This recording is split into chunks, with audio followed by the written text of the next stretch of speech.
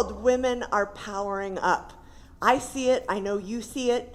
People, leaders like Jacinda Ardern, the Prime Minister of New Zealand, who, among many other amazing accomplishments, recently refused to choose between having a baby and running a country. Cynthia Marshall. Has anyone heard of Cynthia Marshall? She was appointed last year by Mark Cuban to be the CEO of the Dallas Mavericks. Sports Illustrated did this huge expose on just the toxic culture of that organization.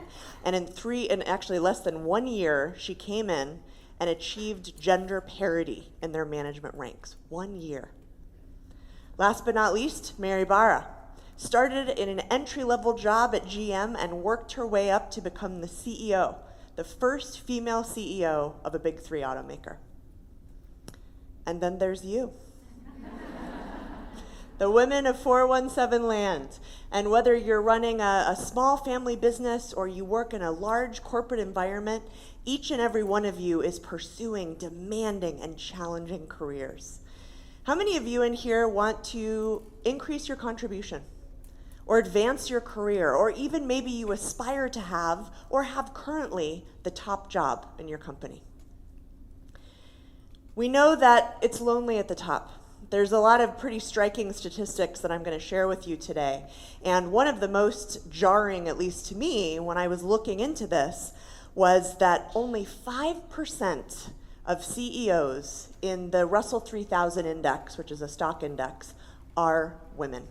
5%. What's even scarier is that's after a 70% increase in the last 18 years. Think about that, 5% after a 70% increase. And if we stay on the course we're at right now, according to the World Economic Forum, we will not achieve pay equity for 217 years. Is that okay with you guys? It's definitely not okay with me. So the question becomes, what do we do about that, right? How can each and every one of you advance and thrive and flourish and power up? And what I'm going to argue today is that one of the most powerful decisions you can make to help support yourself to become confident and powerful and successful is to build a skill you might have heard a lot about recently. And that skill is self-awareness. So the million-dollar question, since it's just us ladies in here, is, are there gender differences in self-awareness? What do you guys think? What's your hypothesis as researchers? Yes, pretty quick answer, right? So here's some interesting data. The background on this is about 6 months ago, I was writing an article for Harvard Business Review. And I had pitched it to my editor, not even really knowing anything about the subject. We didn't really look at gender differences in our research up until that point.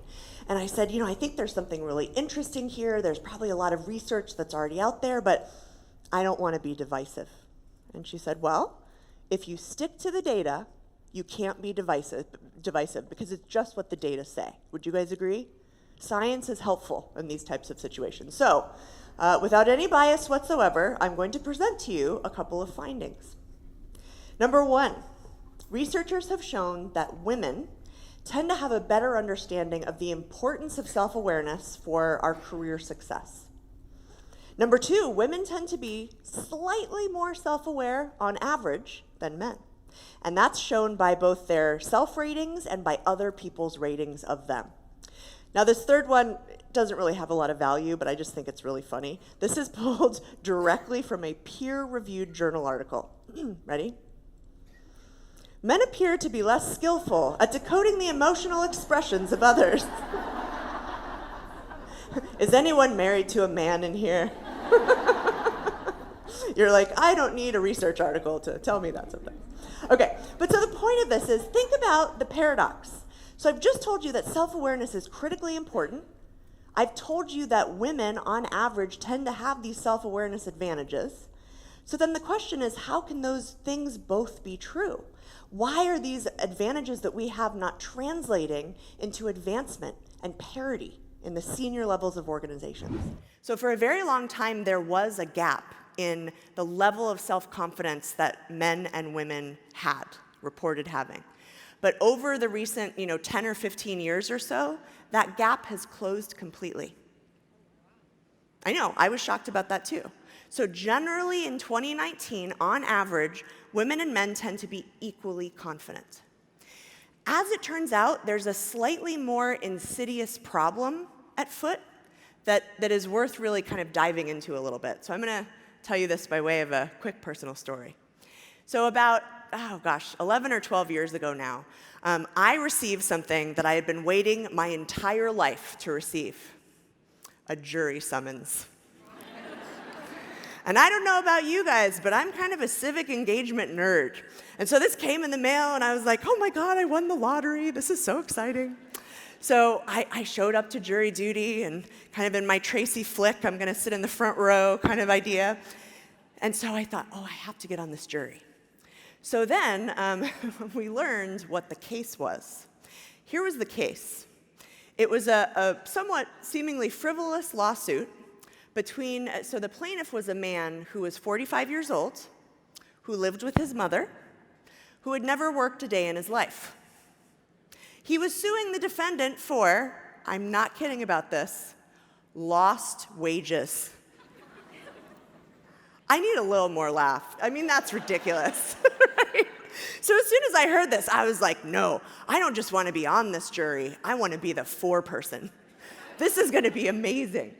And so, they put you in the box, and they're doing all the questions. And as it turned out, sort of randomly, the gentleman sitting next to me was maybe a couple years older than me, but we both had PhDs in organizational psychology.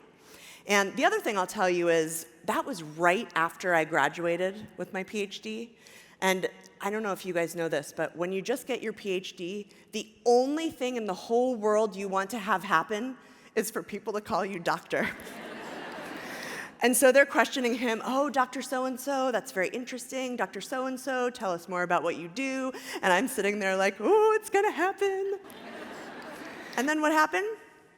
Tasha, tell us about your job. Tasha, tell us more about how you feel about personal injury cases. Tasha, Dr. So-and-so. And I was devastated, right? I supposedly grew up in the post-gender generation. So I went home, and I called my grandma. And my grandma is not an ordinary grandma, you see. She has a PhD in economics that she got in the early 70s, and she was the first woman chairperson of the Public Utilities Commission in the US. So just unbelievably accomplished, wise, has faced, I know, right? Let's give my grandma a round of applause. I will tell her you said that. She's a really amazing person. And again, she's experienced this before, so I said, Grandma, what do I do? I mean, I don't even know if I should go for the foreperson. That doesn't even make any sense to me anymore. She said, Tasha, no. Just because the lawyer didn't call you Dr. Eurich doesn't mean that you're not capable of being a leader. Just go in there and be the leader that I know you are, and be the leader that I know you are. And I thought, okay, that seems fair. So I went back the next day. It was a short trial, wasn't a lot of evidence to present. And sure enough, I was unanimously elected the foreperson. And I was so happy. And I had done it, right? Finally, the pinnacle of civic engagement. Oh, and by the way, we gave him nothing. $0. I know, oh my gosh, it was crazy. So the point of that is, in that situation, based on one piece of data, albeit a frustrating one, I made a generalized assumption about how I was being seen by every other member of that jury. Was that a correct assumption? As it turns out, probably not. So here's the difference. So women are still equally confident as men, and we tend to underpredict how other people see us. So we know we're awesome, but we often worry or believe that the people around us don't see that awesomeness. And the effect is pretty striking. So if you ask women and men to rate, how would you predict your boss would rate you in terms of performance? Women's ratings of what they thought their boss would say were 3 times lower than men's. 3 times lower. And also, women tended to be slightly more effective on average in that data set.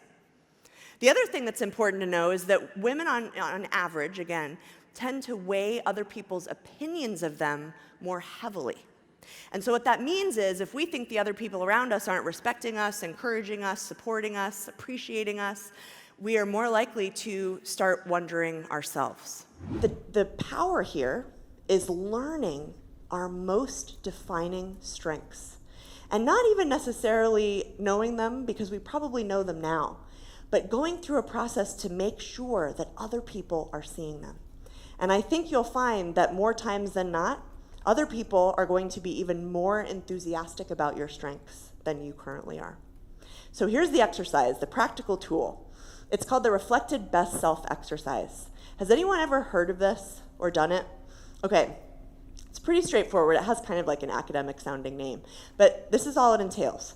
So open and create an email, and in the to line, put in at least 8 people that are the most diverse group that you can think of. So don't just go with work colleagues. You can do your family, your friends, your community, really people who see you kind of in all parts of your life. And you're going to ask them the following question. What qualities do you appreciate about me as a leader? Can you give me 1 to 2 examples?